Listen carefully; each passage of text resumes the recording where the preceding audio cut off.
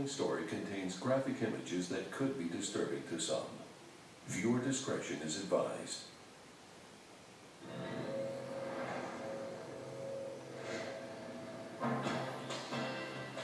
Tonight, on a special Dan Rather Reports, Voices from Mexico. The drug war is raging, the body count is soaring, and success south of the border seems even more elusive than ever. In the next hour, Dan Rather talks to those living the war. What should be done, and why the United States needs to take this crisis even more seriously.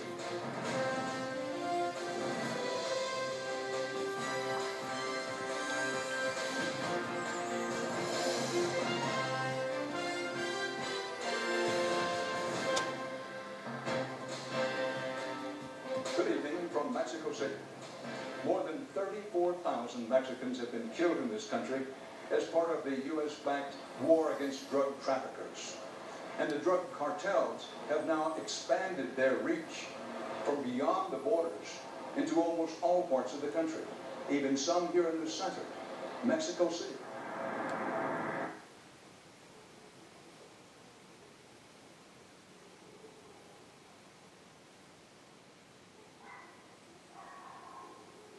Is high, and many are saying that it's time for a radical rethink.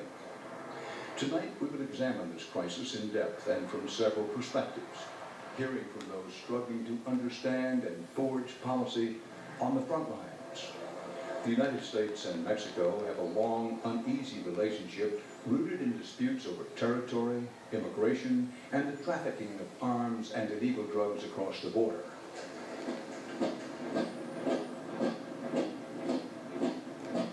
The 2006 election of Mexican President Felipe Calderón signaled a new cooperation.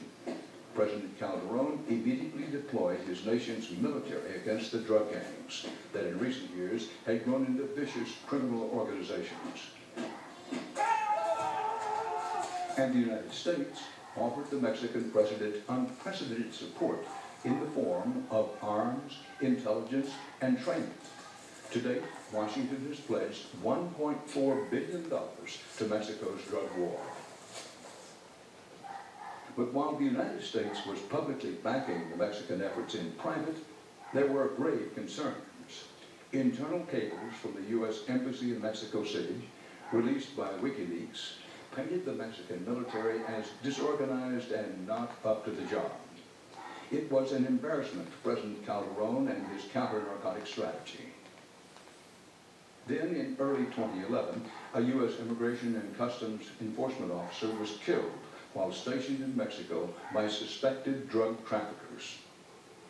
President Calderón rushed to Washington in March to meet with President Obama and made a strong public case for maintaining the U.S.-Mexican partnership. The United States and Mexico are walking towards an uncertain future together. And the more we cooperate, the more we can build secure and prosperous lives for our peoples, both sides of the border. We arrived in Mexico shortly after that speech and found that some of President Calderón's former supporters were losing patience with his policies. It is easier than getting a good Secretary of State, honestly. Dr. Jorge Castañeda is one of Mexico's best-known public thinkers. He served as foreign minister for the last Mexican president, Vicente Fox, and he campaigned tirelessly for Calderón in an extremely tight presidential race. But since then, Dr. Castañeda has become one of Calderón's toughest critics, primarily of the president's war on drug trafficking. And he thinks now is the time to do away with the war on drugs with a radical new policy. I'm totally in favor of legalization of drugs in general and marijuana in particular.